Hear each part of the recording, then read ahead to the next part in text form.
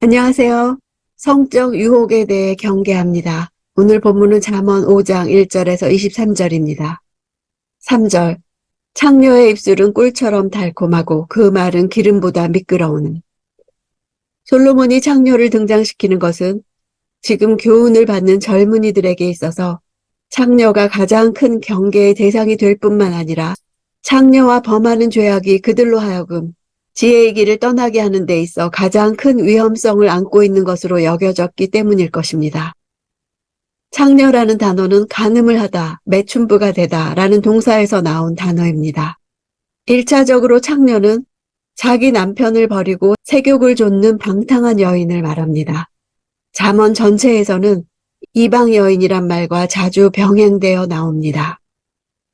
따라서 이교 신전에서 음행을 조장하는 신전 창기를 가리키는 것으로 볼 수도 있습니다. 미끄럽다는 단어는 아첨하다, 홀이다, 속이다 란 뜻으로 창녀의 말이 그만큼 설득력 있고 그럴듯하게 느껴진다는 뜻입니다.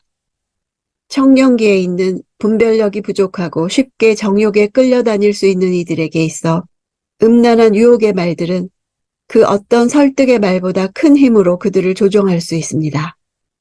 육감과 말초신경에 호소하는 창녀의 유혹은 그들의 마음을 호릴 수 있는 것입니다. 4절. 그것은 결국 쑥처럼 쓰고 양날 칼처럼 날카롭게 될 뿐이다. 여기 나오는 쑥은 우리나라의 쑥과 달리 식용할 수 있는 것이 아니라 강한 독성을 지니고 있는 독초입니다. 쓰다 하는 단어는 마라입니다.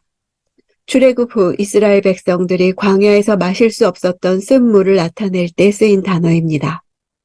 고통과 괴로움을 뜻합니다. 마라라는 단어를 통해 솔로몬은 미래를 내다보지 못하고 일시적 쾌락만 추구하는 자와 부추기는 자가 당하는 최후의 비참함을 감당할 수조차 없는 쓴맛에 빗대어 생생하게 나타내주고 있습니다. 창녀의 유혹에 넘어간 자가 당하는 비참한 운명을 날카로운 칼의 이미지를 사용해 나타냅니다. 양날이라는 것은 그 날카로움의 정도를 더하기 위함입니다. 칼이라는 단어는 말이라는 의미로도 쓰입니다. 창녀의 입에서 나오는 말이 미끄럽다고 한 것과 연결시키면 창녀는 입으로 두 가지 소리를 내는 자입니다. 처음에는 매끄럽고 부드러운 유혹의 말을 하다가 나중에는 본성에서 우러난 잔인하고 성악한 말로 상하게 하는 자라는 뜻으로 이해될 수도 있습니다. 5절. 그 여자의 발은 죽음으로 가고 그 걸음은 무덤을 향해 달려간다. 창녀의 비참한 운명을 말하고 있습니다. 죽음으로 가고 할 때 간다는 동사는 완료형이고 무덤을 향해 달려간다 할 때 달려간다는 동사는 미완료형입니다. 이는 그녀의 멸망이 이미 확정되었다는 의미와 더불어 그럼에도 불구하고 이를 알지 못하고 계속해서 멸망으로 나아가는 영적 무지함을 보여줍니다. 6절. 그녀는 생명의 길에는 관심이 없고 자기의 길이 비뚤어져도 그것을 깨닫지 못한다. 비뚤어진다는 단어는 성경에서 금이나 은 등 광석을 캐기 위하여 지하갱으로 내려가서 밧줄에 매달려 위태로운 상태에 있는 광부의 모습을 묘사할 때 사용된 단어입니다. 이 단어는 주전 586년 예루살렘 멸망 직전 지도자들의 타락과 방황하는 모습을 묘사하는 데에도 사용된 것이기도 합니다. 이처럼 불안하고 흔들리는 위험스러운 운명에 처해 있음을 말해줍니다. 악인의 가장 큰 문제는 그들의 파멸을 위험으로 깨닫지 못하는 데 있습니다. 8절. 그런 여자를 멀리하고 그 여자의 집 문 근처에는 얼씬도 하지 말라. 성적 유혹을 물리칠 수 있는 적극적인 방법으로 유혹의 대상을 멀리할 것을 말합니다. 멀리한다는 것은 장소뿐 아니라 관계를 멀리하는 뜻까지 포함됩니다. 문 근처에도 가까이 하지 말라는 것은 철저한 단절을 뜻합니다. 마치 나병 환자나 전염병 환자를 격리시키고 그 집에 가까이 하지 않는 것을 연상케 하는 표현을 써서 죄의 전염성을 경계시키고 있습니다. 사람의 운명은 무엇을 가까이 하느냐에도 달렸지만 누구와 가까이 지내느냐도 밀접한 관계가 있습니다. 환경과 관계의 설정은 인생에 있어서 매우 중요합니다. 9절. 그렇게 하지 않으면 내가 내 명예를 남에게 빼앗기고 내 목숨을 잔인한 사람에게 빼앗길지도 모른다. 명예란 단어는 고상하다, 탁월하다란 말에서 유래해서 어떤 대상이 특별하게 내세울 수 있는 탁월한 장점을 가리킵니다.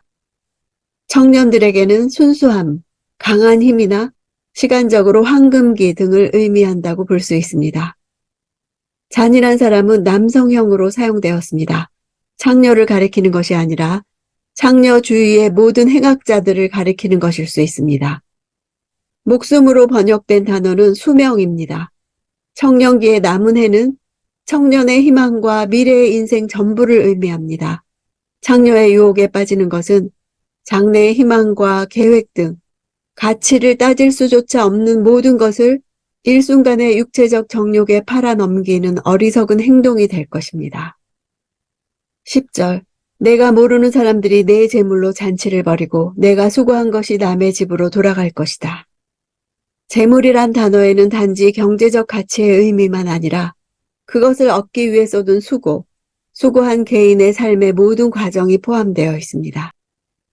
경제적 가치에 비할 수 없는 삶의 가치조차 무익한 것으로 돌아가게 할 수 있음을 경고하는 것입니다. 13절. 내가 선생님의 말씀에 순종하지 않고 나를 가르쳤던 그분들의 말에 귀 기울이지 않았더니 선생님이란 단어는 성경에서 이른비라고 번역된 단어입니다. 건조한 기후의 팔레스틴에 있어서 이른비는 식물들의 첫 생명의 발화에 결정적인 요소라는 점을 감안할 때 어린 시절과 청년기의 스승의 가르침이 평생을 좌우할 수 있다는 것을 말해줍니다. 가르치는 이란 단어는 본래 가축을 훈련시키기 위해 매질하는 것을 뜻합니다.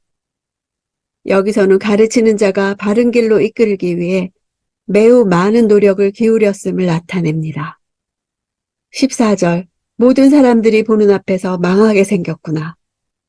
유혹에 빠진 자가 사법 당국으로부터 처벌을 받게 되고 신앙 공동체에서 유리된 생활을 하게 될 것을 한탄합니다. 뒤늦게 깨닫게 된 것입니다. 이스라엘에서 신앙 공동체로부터 격리나 끊어짐은 곧 하나님으로부터의 끊어짐과 심판을 뜻합니다. 구약 성경에서 내 백성 중에서 끊어지리라 하는 표현이 자주 반복되는데 그러한 상황을 뜻하는 것입니다. 15절. 너는 내 샘물에서 물을 마시고 내 운물에서 흐르는 물만 마셔라.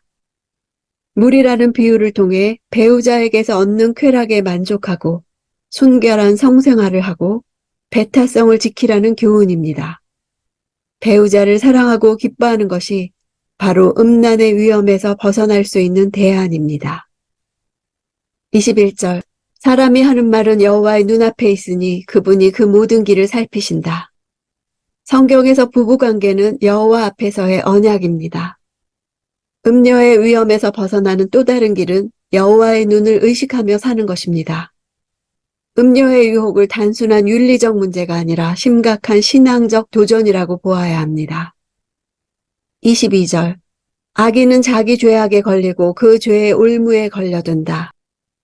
이 문장의 주어는 자기 죄악입니다. 그 자신의 죄악이 악인을 취할 것이다 입니다. 걸린다는 단어는 우리말에서 탁 하는 소리와 같은 의성어입니다.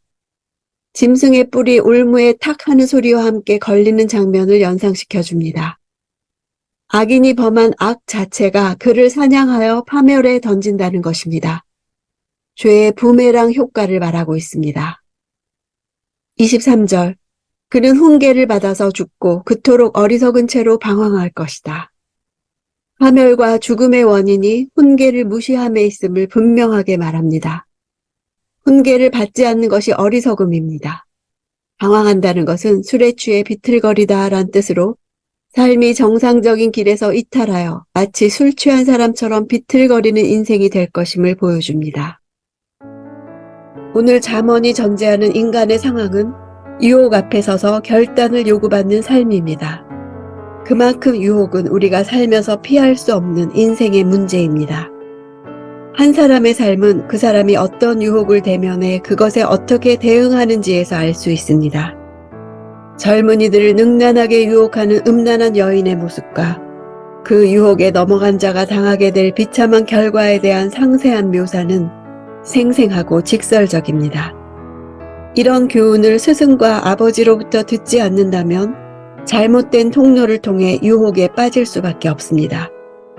참된 스승과 아버지의 역할이 세상에 만연된 거짓을 벗기고 실상을 폭로하며 진리를 명확하고 확신 있게 가르쳐주는 것임을 알려줍니다. 나에게는 내가 취약한 유혹에 대해 말해줄 사람이 있나요?